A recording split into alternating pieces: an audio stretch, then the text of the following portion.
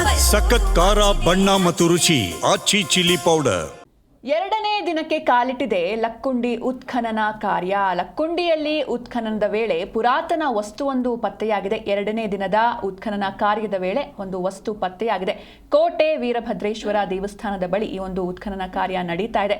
10 metre ಉದ್ದ 10 metre ಅಗಲ ಅಗೆಯಲಾಗಿತ್ತು. ಗದಗ ಜಿಲ್ಲೆಯ ಲಕ್ಕುಂಡಿ ಗ್ರಾಮದಲ್ಲಿ ಉತ್ಖನನ ನಡೀತಾ ಇದೆ. ಸುಮಾರು 30 ಜನ ಕಾರ್ಮಿಕರಿಂದ ಶೋಧ ಕಾರ್ಯ ನಡೀತಾ ಇರುವಂಥದ್ದು. ಇವತ್ತು ನೀವೇನು ದೃಶ್ಯದಲ್ಲಿ ನೋಡ್ತಾ ಇದ್ದೀರಾ, ಶೋಧ ಸಮಯದಲ್ಲಿ ಒಂದು ಕಲ್ಲು ಪತ್ತೆಯಾಗಿದೆ. ಒಂದು ಪುರಾತನ ಕಲ್ಲು ಇದು. ಕೆತ್ತಿರುವಂತಹ ಪಾಣಿ ಬಟ್ಟಲಿನಂತಿರುವಂತಹ ಒಂದು ಶಿಲೆ ಪತ್ತೆಯಾಗಿದೆ. ಹೀಗಾಗಿ ಇದೊಂದು ಐತಿಹಾಸಿಕ ಕಲ್ಲು ಇರಬಹುದು ಎನ್ನುವಂತಹ ಅನುಮಾನಗಳು ವ್ಯಕ್ತವಾಗ್ತಾ ಇದೆ. ದೇವಸ್ಥಾನಕ್ಕೆ ಸಂಬಂಧಿಸಿದ ಕುರುಹು ಇರಬಹುದು ಎನ್ನುವಂತಹ ಶಂಕೆ ಇದು. ಹೀಗಾಗಿ ಒಂದು ಐತಿಹಾಸಿಕ ಕಲ್ಲು ಏನೋ ಸಿಕ್ಕಿದೆ ಇವತ್ತು. ಇದು ಸಾಕಷ್ಟು ಕುತೂಹಲವನ್ನು ಮೂಡಿಸ್ತಾ ಇದೆ. ನಿನ್ನೆ ಕೂಡ ಉತ್ಖನನ ನಡೆಯುತ್ತೆ, ಆದರೆ ಇವತ್ತು ಎರಡನೇ ದಿನದಲ್ಲಿ ಈ ರೀತಿ ಒಂದು ಐತಿಹಾಸಿಕ ಕಲ್ಲು ಅಥವಾ ಶಿಲೆ ಪತ್ತೆಯಾಗಿರುವಂಥದ್ದು. ಇದರಲ್ಲಿ ಕೆತ್ತಿರುವಂಥ ಕೆಲವೊಂದಿಷ್ಟು ಚಿತ್ರಗಳಿದೆ. ಹಾಗೆ ಪಾಣಿ ಬಟ್ಟಲಿನಂತಿರುವಂತಹ ಈ ಶಿಲೆ ಇದೊಂದು ಐತಿಹಾಸಿಕ ಕಲ್ಲು ಇರಬಹುದು ಎನ್ನುವಂತಹ ಅನುಮಾನಗಳು ಇದೆ. ಜೊತೆಗೆ ಅಲ್ಲೇ ದೇವಸ್ಥಾನ ಇರೋದ್ರಿಂದ ದೇವಸ್ಥಾನಕ್ಕೆ ಸಂಬಂಧಿಸಿದ ಕುರುಹು ಇರಬಹುದು ಎನ್ನುವಂತಹ ಶಂಕೆ ಕೂಡ ವ್ಯಕ್ತವಾಗ್ತಾ ಇದೆ. ಹೀಗಾಗಿ ಈ ಒಂದು ಐತಿಹಾಸಿಕ ಕಲ್ಲು ಸಾಕಷ್ಟು ಕುತೂಹಲವನ್ನು ಉಂಟು ಮಾಡ್ತಾ ಇದೆ. ಇನ್ನು ಎರಡನೇ ದಿನಕ್ಕೆ ಕಾಲಿಟ್ಟಿದೆ ಲಕ್ಕುಂಡಿ ಉತ್ಖನನ ಕಾರ್ಯ. ಇನ್ನು ಉತ್ಖನನ ಸ್ಥಳದ ಸುತ್ತ ಜಿಲ್ಲಾಡಳಿತದಿಂದ ನಿಷೇಧಾಜ್ಞೆ ಜಾರಿ ಮಾಡಲಾಗಿದೆ. ಆದರೆ ಸರ್ಕಾರದ ಆದೇಶದಿಂದ ಲಕ್ಕುಂಡಿ ಗ್ರಾಮಸ್ಥರು ಕಂಗಾಲಾಗಿದ್ದಾರೆ. ಕೋಟೆ ವೀರಭದ್ರೇಶ್ವರ ದೇಗುಲದ ಅಂಗಳದಲ್ಲಿ ಈ ಒಂದು ಉತ್ಖನನ ಕಾರ್ಯ ನಡೀತಾ ಇದೆ. ದೇಗುಲ ಕಮಿಟಿ ಹಾಗೂ ಗ್ರಾಮಸ್ಥರು ಈ ಉತ್ಖನನಕ್ಕೆ ವಿರೋಧವನ್ನ ವ್ಯಕ್ತಪಡಿಸ್ತಾ ಇದ್ದಾರೆ. ಇದಕ್ಕೆ ಕಾರಣ ಇಲ್ಲಿ ಒಂದು ಜಾತ್ರೆ ನಡೆಯುತ್ತೆ. ಅಂದರೆ ಮಾರ್ಚ್ 20ರಿಂದ ಒಂದು ವೀರಭದ್ರೇಶ್ವರ ಸ್ವಾಮಿ ಜಾತ್ರೆ ನಡೆಯುತ್ತೆ. ಜಾತ್ರೆಗೆ ಅವಕಾಶ ಕೊಡದಿದ್ರೆ ಉಗ್ರ ಹೋರಾಟವನ್ನ ನೀಡ್ತೀವಿ ಅಂತ ಒಂದು ಸುಳಿವನ್ನ ಕೂಡ ನೀಡಿದ್ದಾರೆ. ಮಾರ್ಚ್ 20ರಿಂದ ವೀರಭದ್ರೇಶ್ವರ ಸ್ವಾಮಿ ಜಾತ್ರೆ ನಡೀತಾ ಇದೆ. ಆದರೆ ಈ ಸಮಯದಲ್ಲಿ ಅಲ್ಲೇ ಆ ದೇವಸ್ಥಾನದ ಸುತ್ತಮುತ್ತ ಉತ್ಖನನ ನಡೀತಾ ಇರೋದ್ರಿಂದ ಇದಕ್ಕೆ ಗ್ರಾಮಸ್ಥರು ವಿರೋಧವನ್ನ ವ್ಯಕ್ತಪಡಿಸಿದ್ದಾರೆ. ಕೋಟೆ ವೀರಭದ್ರೇಶ್ವರ 47 ವರ್ಷದಿಂದ ಭಾಳ ವಿಜೃಂಭಣೆಯಿಂದ ಜಾತ್ರೆ ನಡೀತಿತ್ತಿಲ್ಲೇ. ಈಗ ತಾವು ಉತ್ಕಲ್ಲ ಮಾಡೋ ಜಾಗ ನಮ್ಮ ಅಗ್ನಿಕುಂಡದ್ದು. ನಮಗೆ ಈ ಜಾತ್ರೆ ಮಾಡಲಿಕ್ಕೆ ಇಲ್ಲಿ ಕೊಡಲಿಕ್ಕೂ ಸತ್ಯಕ್ಕೆ ಮತ್ತು ಇದನ್ನು ನಿರ್ಬಂಧ ಹಾಕಬೇಡ್ರಿ ದಯವಿಟ್ಟು ವಿನಂತಿ ಮಾಡ್ಕೊಳ್ತೇವೆ. ಮತ್ತು ಇಲ್ಲಿ ಲಕ್ಷಾಂತರ ಬರ್ತಕ್ಕಂಥ ಜನರಿಗೆ ಪ್ರತಿ ವರ್ಷ ಅವ್ರು ಬಂದು ಜಾತ್ರೆ ಮಾಡಿ 4 ದಿನ ಇದ್ದು ಹೋಗ್ತಿರ್ತಾರೆ. ಅದಕ್ಕೆ ಸರ್ಕಾರದವರು ನಿರ್ಬಂಧ ಹಾಕಿದರೆ ನಾವು ಜಾತ್ರೆ ಮಾಡೋರಿಗೆ ಭಾಳಷ್ಟು ತೊಂದರೆ ಆಗ್ತೈತಿ. ನಮ್ಮ ಯುವಕ ಸಂಘದ ವತಿಯಿಂದ ಅವರಲ್ಲಿ ವಿನಂತಿ ಮಾಡ್ಕೊಳ್ತೇವೆ. ಮತ್ತು ಅಷ್ಟು ಮಿಕ್ಕಿ ತಾವು ನಿರ್ಬಂಧ ಹಾಕಿದರೆ ನಾವು ಸಂಘದಿಂದ ಹೋರಾಟ ಮಾಡ್ತೀವಿ ಅಂತ ತಿಳ್ಕೊಂಡು ನಾವು ಒಂದು ವಿನಂತಿ ಮಾಡಿಕೊಂಡು ಹೇಳ್ತಾ ಇದ್ದೇವೆ.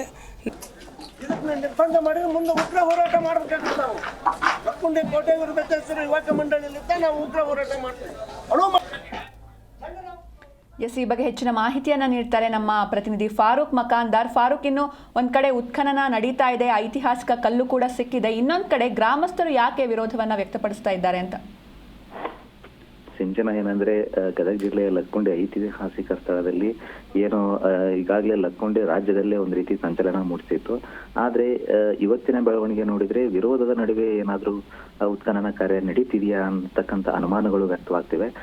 ಯಾಕಂದ್ರೆ ಪುರಾತತ್ವ ಇಲಾಖೆಯ ಶಿಫಾರಸಿನ ಮೇರೆಗೆ ಲಕ್ಕುಂಡಿ ಅಭಿವೃದ್ಧಿ ಪ್ರಾಧಿಕಾರದ ಅಧ್ಯಕ್ಷರಾಗಿರ್ತಕ್ಕಂಥ ಗದಗ ಜಿಲ್ಲಾಧಿಕಾರಿ CN ಶ್ರೀಧರ್ ಅವರು ನಿನ್ನೆ ಒಂದು ಆದೇಶವನ್ನ ಹೊರಡಿಸ್ತಾರೆ. ಅಂದ್ರೆ ಉತ್ಖನನ ನಡೆಯುವ ಪ್ರದೇಶಕ್ಕೆ ಸಾರ್ವಜನಿಕರು ಯಾರು ಬರಬಾರದು ಅನ್ನೋ ಹಿನ್ನೆಲೆಯಲ್ಲಿ ಗದಗ ಜಿಲ್ಲಾಧಿಕಾರಿ ಒಂದು ಆದೇಶವನ್ನು ಏನ್ ಮಾಡ್ತಾರೆ, ಅಲ್ಲಿ ನಿರ್ಬಂಧವನ್ನ ಹೇರ್ತಾರೆ.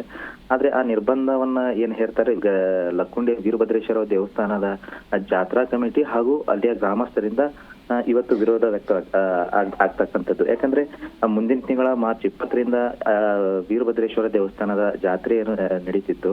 ಆದ್ರೆ ಪ್ರತಿ ವರ್ಷ ಅಂದ್ರೆ ಸುಮಾರು 46-47 ವರ್ಷಗಳಿಂದ ಪ್ರತಿ ವರ್ಷ ಬಹಳಷ್ಟು ವಿಜೃಂಭಣೆಯಿಂದ ಇಲ್ಲಿ ಜಾತ್ರೆ ನಡೀತಿತ್ತು. ಆದ್ರೆ ಈ ಬಾರಿ ನಿರ್ಬಂಧಿತ ಪ್ರದೇಶ ಎಂದು ಸರ್ಕಾರ ಏನ್ ಘೋಷಣೆ ಮಾಡ್ತು, ಈ ರೀತಿ ಮಾಡೋದ್ರಿಂದ ನಾವು ಜಾತ್ರೆ ಯಾವ ರೀತಿ ಮಾಡಬೇಕು, ಜೊತೆಗೆ ಉತ್ಖನನ ನಡೆಯುವ ಸ್ಥಳದಲ್ಲಿನೇ ನಮ್ಮ ಇಲ್ಲಿ ಪ್ರತಿ ವರ್ಷ ಅಗ್ನಿಕುಂಡ ಹಾಕಿ ನಾವು ವಿಜೃಂಭಣೆಯಿಂದ ಜಾತ್ರೆಯನ್ನ ಮಾಡ್ತಿದ್ವಿ.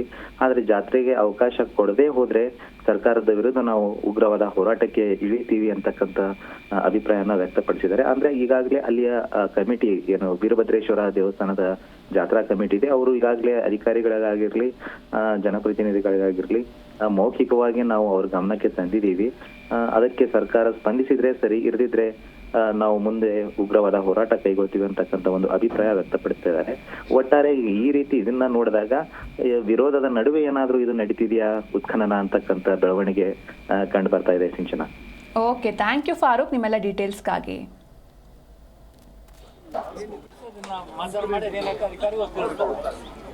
ನೀವು